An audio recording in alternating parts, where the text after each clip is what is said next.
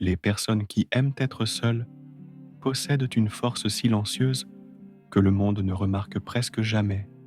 Là où d'autres fuient le silence, elles y trouvent un refuge.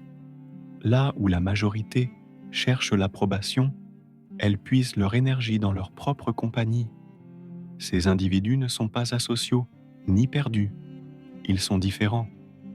Et cette différence se traduit par 6 traits de personnalité puissants, souvent incompris, mais révélateurs d'une grande profondeur intérieure. Dans cette vidéo, tu vas découvrir ce qui rend ces personnes vraiment uniques.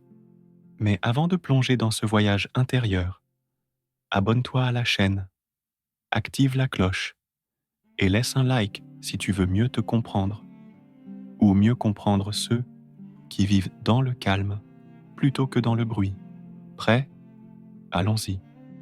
C'est le premier trait, et il est fondamental. La loyauté est leur priorité absolue. Ah, la loyauté. Un mot si souvent galvaudé, une qualité si précieuse, et pourtant si rare dans sa forme la plus pure. Chez les personnes qui apprécient la solitude, cette loyauté prend une dimension toute particulière, une profondeur qui force l'admiration. Il est véritablement impressionnant de constater à quel point ces individus développent et chérissent cette vertu. Vous savez, on pourrait penser que leur cercle social, souvent plus restreint, est un signe de fermeture. Mais c'est là une méprise courante. En réalité, elle compense, et très largement, cette apparente restriction par une loyauté à toute épreuve, une fidélité inébranlable envers ceux qu'elles ont choisi d'accueillir dans leur monde intérieur. Je trouve cela absolument fascinant. Imaginez un instant, au lieu de papillonner, de collectionner des centaines de contacts superficiels ou des amis de passage, ces personnes font un choix conscient, délibéré. Elles choisissent de construire des relations authentiques, solides, une par une, comme un artisan bâtit une œuvre d'art, avec patience, soin et dévouement. Elles ne jouent pas avec les sentiments des autres. Elles ne s'engagent pas à la légère.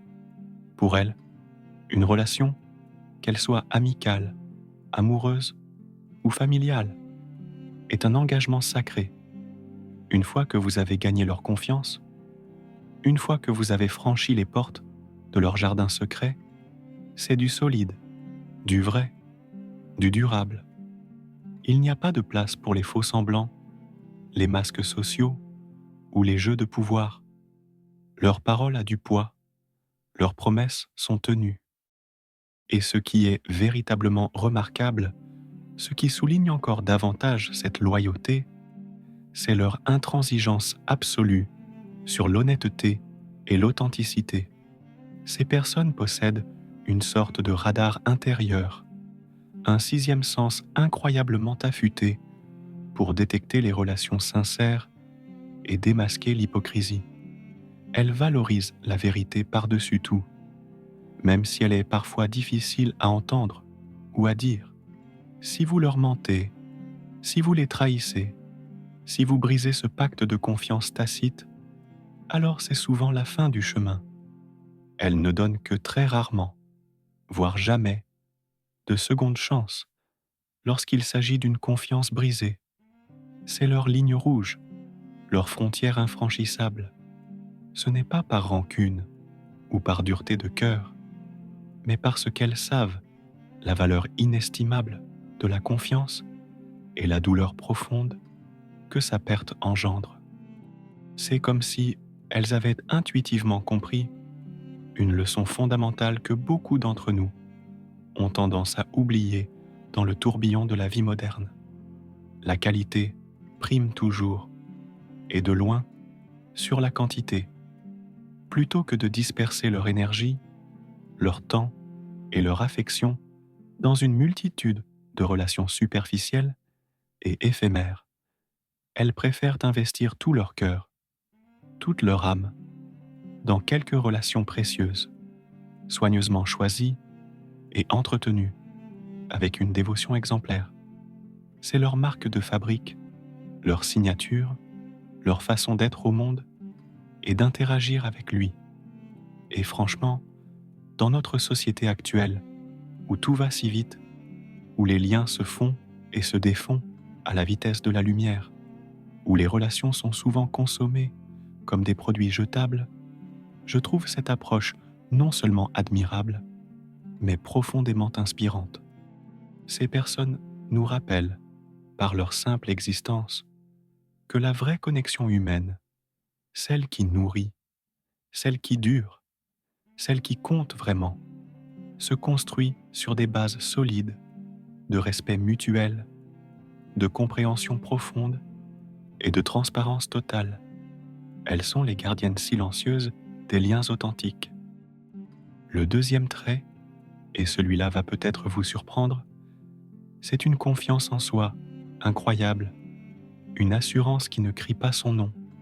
Je sais ce que certains d'entre vous pensent peut-être en ce moment.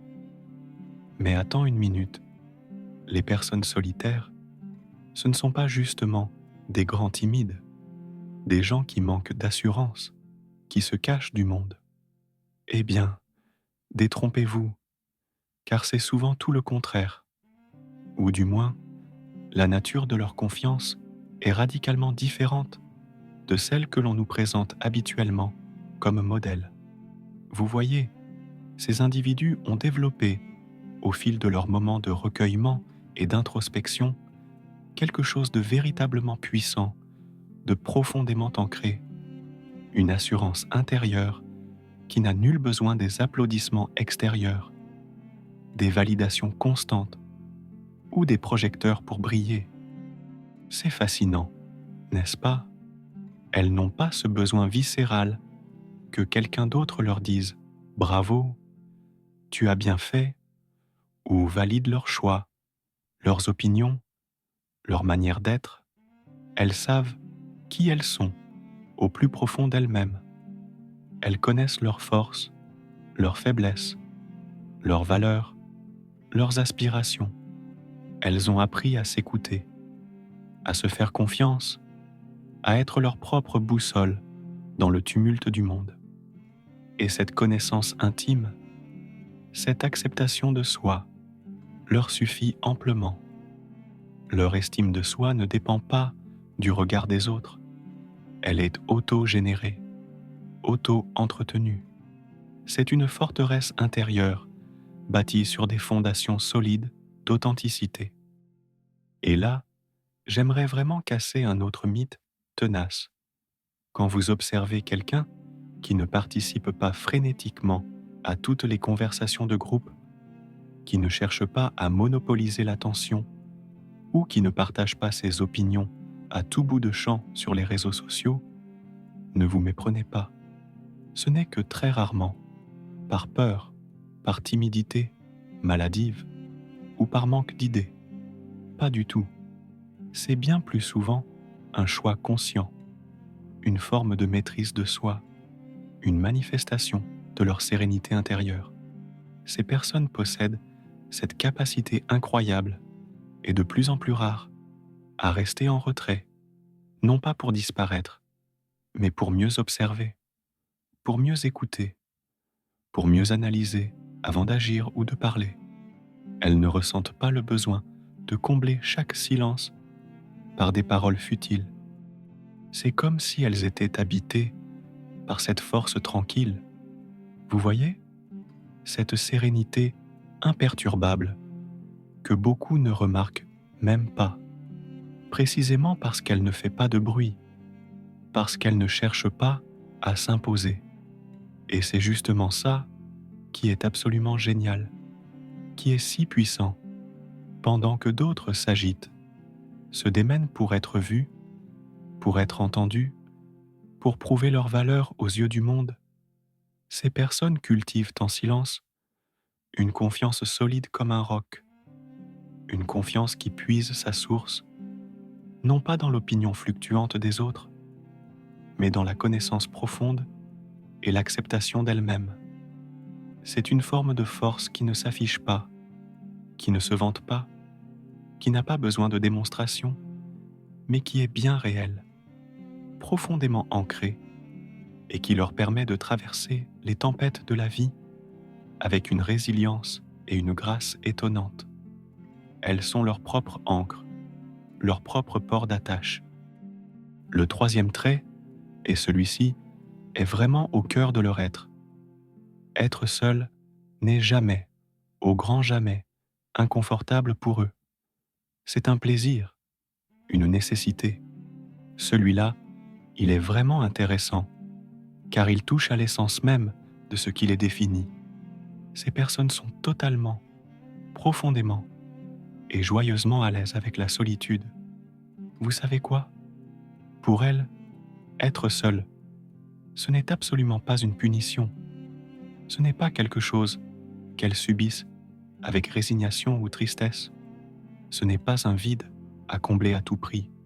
Non, c'est un véritable choix, un choix délibéré. Et mieux encore, c'est un plaisir, une source de ressourcement, un espace vital. Je vais vous dire quelque chose qui va peut-être vous étonner, surtout si vous êtes de ceux qui redoutent les moments de solitude. Pendant que certains paniquent à la simple idée de passer une soirée, un week-end ou même quelques heures seuls avec eux-mêmes, cherchant désespérément une distraction ou une compagnie pour éviter ce face-à-face, ces personnes, elles, voient ces moments comme de véritables cadeaux, des opportunités précieuses. C'est leur espace sacré, leur bulle de décompression, leur sanctuaire personnel, où elles peuvent enfin respirer profondément, loin des sollicitations et des attentes du monde extérieur. C'est là qu'elles peuvent laisser leurs pensées vagabonder librement, réfléchir sans interruption, mettre de l'ordre dans leurs idées, se reconnecter à leurs émotions et simplement être. Et attention, ce n'est pas juste une question de préférence passagère ou d'un simple goût pour le calme. C'est bien plus que cela. C'est carrément devenu, pour beaucoup d'entre elles, leur secret le mieux gardé pour une excellente santé mentale et émotionnelle. Imaginez un peu, dans un monde qui court dans tous les sens, qui nous bombarde d'informations et de stimuli, qui exige de nous une performance constante, elles ont trouvé et cultivé cette capacité incroyable, presque magique, à apprécier le calme, à se ressourcer dans le silence, à recharger leurs batteries internes en se retirant volontairement du tumulte. Ce temps seul n'est pas du temps perdu, c'est du temps investi dans leur bien-être, dans leur équilibre. Ce qui est particulièrement fascinant, c'est la manière dont elles utilisent ce temps en solo. Ce n'est pas une oisiveté passive ou un ennui morose. Au contraire, elles le rendent super productif, mais une productivité qui a du sens pour elles, alignée avec leurs passions et leurs besoins intérieurs. Au lieu de le gaspiller à s'ennuyer, à ruminer ou à se sentir seules, elles en profitent pour se concentrer sur ce qui compte vraiment pour elles, sur ce qui nourrit leur âme, que ce soit plonger dans la lecture d'un bon livre qui les transporte dans d'autres univers, travailler avec passion sur un projet personnel qui leur tient à cœur, se consacrer à un hobby créatif, pratiquer la méditation pour apaiser leur esprit, ou simplement contempler la nature et s'émerveiller de sa beauté. Chaque moment de solitude a un sens, une valeur, une utilité. Et vous savez ce qui est le plus beau, le plus touchant là-dedans? Cette solitude qu'elles chérissent tant, elle n'a absolument rien de triste, rien de déprimant, rien de pathologique. Au contraire, c'est comme un super pouvoir qu'elles ont patiemment développé et affûté, la capacité de trouver du bonheur, du contentement et une paix profonde dans ces moments de calme et de recueillement. C'est une forme de bien-être authentique, autosuffisant, qu'elles ont appris à cultiver, à chérir, et qui les rend incroyablement résilientes et équilibrées. Le quatrième trait, et là, je vais probablement bousculer encore quelques-unes de vos idées reçues. Ces personnes sont, en réalité, super ouvertes aux nouvelles expériences et à la nouveauté, mais à leur manière. Je sais, je sais, l'image que l'on se fait souvent des personnes qui aiment la solitude, c'est celle d'individus un peu casaniers, peut-être même coincés dans leur routine, réfractaires aux changements et aux imprévus. Mais laissez-moi vous dire que c'est, la plupart du temps, tout l'inverse. Ce qui est vraiment unique chez elles, ce qui les distingue, c'est leur façon bien particulière d'aborder les nouveautés, les découvertes, les aventures. Elles adorent le changement. Elles sont curieuses du monde. Elles aiment apprendre et explorer. Mais, et c'est là toute la subtilité, toute la différence, elles le font à leur manière, selon leurs propres termes, souvent en toute discrétion. Elles n'ont pas besoin de faire de grands raouts, de grands spectacles, ou de chercher la validation extérieure pour leurs explorations.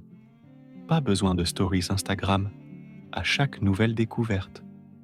Pas besoin de posts Facebook détaillant chaque étape de leur nouvelle aventure pour que celle-ci ait de la valeur à leurs yeux. Vous voyez ce que je veux dire? Leur motivation est intrinsèque. Elle vient de l'intérieur, de leur soif d'apprendre et de grandir, et non du désir d'impressionner la galerie. Laissez-moi vous donner quelques exemples concrets pour illustrer cela. Elles peuvent très bien se lancer avec passion dans l'apprentissage d'une nouvelle langue complexe, juste pour le plaisir de la découverte et l'ouverture que cela procure. Elles peuvent explorer un hobby original, parfois même un peu excentrique, qui nourrit leur créativité ou leur intellect, sans jamais chercher à en faire étalage. Elles peuvent même partir à l'aventure, voyager dans des endroits complètement insolites, hors des sentiers battus, non pas pour cocher une case sur une liste ou pour accumuler des photos Instagrammables, mais pour vivre une expérience authentique, pour se confronter à l'inconnu et en ressortir grandi. La grande différence, c'est qu'elles gardent souvent ces expériences pour elles, ou ne les partagent qu'avec un cercle très restreint de personnes de confiance. C'est comme si elles avaient profondément compris que la vraie valeur d'une expérience, sa richesse, sa signification, ne se mesure absolument pas au nombre de likes qu'elle génère, ni au nombre de personnes qui en sont informées. C'est fascinant de voir comment elles cultivent cette curiosité naturelle, cet appétit pour la vie, tout en restant fidèles à leur nature discrète et introspective. Elles n'ont pas ce besoin impérieux de crier sur tous les toits qu'elles font quelque chose de nouveau, d'excitant ou d'enrichissant. Elles savourent simplement le moment présent, l'apprentissage en cours, la découverte qui s'offre à elles pour elles-mêmes. Et vous savez quoi? Cette approche plus réservée, plus intime de l'aventure et du changement, c'est peut-être ça, la véritable sagesse. Parce qu'au final, ce qui compte réellement, ce n'est pas de montrer au monde entier ce que l'on fait, mais de vivre pleinement, intensément et authentiquement ces expériences pour soi-même, pour son propre enrichissement, pour sa propre joie. Elles sont les exploratrices silencieuses des merveilles du monde et de l'esprit. Le cinquième trait, et celui-là est vraiment crucial dans notre monde moderne où le temps semble nous filer entre les doigts. Elles respectent profondément, presque religieusement, le temps. Celui-ci est d'une importance capitale et il révèle beaucoup sur leur manière de vivre et d'interagir. Ces personnes ont un respect presque sacré pour le temps. Et quand je dis temps, je ne parle pas juste d'être ponctuel à un rendez-vous, même si cela en fait souvent partie. Non, c'est quelque chose de beaucoup plus profond, de plus philosophique même. Vous savez, c'est comme si elles avaient intégré, au plus profond de leur être, une vérité fondamentale que beaucoup d'entre nous ont tendance à oublier ou à négliger dans la course effrénée du quotidien. Chaque minute qui passe est précieuse, chaque instant est unique et irremplaçable, vraiment précieuse. Fortes de cette conscience aiguë de la valeur du temps, elles ne vont pas le gaspiller, le dilapider dans des activités futiles ou des interactions vides de sens. Vous ne les verrez que rarement perdre des heures dans des conversations sans fin et sans substance sur les réseaux sociaux ou s'éterniser dans des réunions interminables qui auraient pu être résumées en un simple mail. Ce n'est pas par arrogance ou par désintérêt pour les autres, mais par un profond respect pour leur propre temps et celui des autres. Elles savent que le temps est une ressource limitée et elles choisissent de l'allouer avec sagesse et discernement. Ce qui est particulièrement fascinant, c'est leur façon d'organiser leur vie, d'orchestrer leur emploi du temps. Elles possèdent cette capacité incroyable à trouver un équilibre harmonieux entre leurs moments de solitude nécessaires à leur ressourcement et leurs interactions sociales, qu'elles choisissent avec soin. Et quand elles décident de passer du temps avec quelqu'un, croyez-moi sur parole, c'est du temps de qualité, du temps plein et entier. Ce ne sont pas de ces rencontres superficielles où l'on est physiquement présent, mais mentalement ailleurs, où l'on parle de tout et de rien, sans jamais vraiment se connecter. Non, quand elles sont avec vous, elles sont réellement avec vous, présentes, attentives, engagées. Et là, il y a quelque chose qui me touche particulièrement, qui force mon admiration. Elles respectent autant, si ce n'est plus, le temps des autres que le leur. Quand vous discutez avec elles, la conversation est souvent directe, concise, précise, mais toujours profondément enrichissante et respectueuse. Pas de détours inutiles, pas de bavardage vide pour combler le silence, pas de perte de temps. Elles vont droit au but, tout en étant à l'écoute. C'est comme si elles avaient développé un sixième sens, une intuition infaillible pour repérer ce qui mérite vraiment leur attention et leur énergie, et ce qui n'en vaut pas la peine, que ce soit dans la poursuite de leurs projets personnels, dans leur travail ou dans leurs relations. Elles savent exactement où et comment investir leur temps pour qu'il soit porteur de sens et de valeur. C'est ça, la vraie maturité. Vous ne trouvez pas?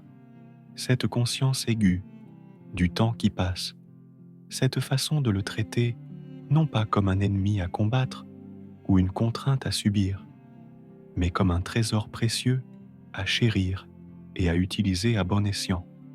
Cela montre à quel point ces personnes sont responsables, réfléchies et profondément respectueuses de la vie elle-même. C'est vraiment une source d'inspiration, surtout à notre époque où la distraction est reine et où le temps semble s'accélérer de manière vertigineuse. Elle nous rappelle l'importance de ralentir, de choisir nos priorités et de savourer chaque instant. Et voici le sixième et dernier trait que nous explorons aujourd'hui, et c'est peut-être l'un des plus caractéristiques, l'un des plus visibles de l'extérieur. Ces personnes valorisent intensément, férocement, leur espace personnel. Celui-ci est absolument fondamental pour comprendre leur fonctionnement. Ces personnes accordent une importance capitale presque vital, à leur espace personnel. Et quand je parle d'espace personnel, je ne parle pas seulement de l'espace physique, de leur maison ou de leur bureau, bien que cela en fasse partie. Je parle aussi, et surtout, de leur espace mental, émotionnel, de leur jardin secret. C'est comme si elles avaient, patiemment et méticuleusement construit, une forteresse invisible autour d'elles, non pas pour se couper du monde, mais pour protéger leur intégrité, leur authenticité, leur paix intérieure. Mais attention, pas n'importe comment, pas de manière hostile ou arbitraire. Laissez-moi vous expliquer la subtilité de cette démarche.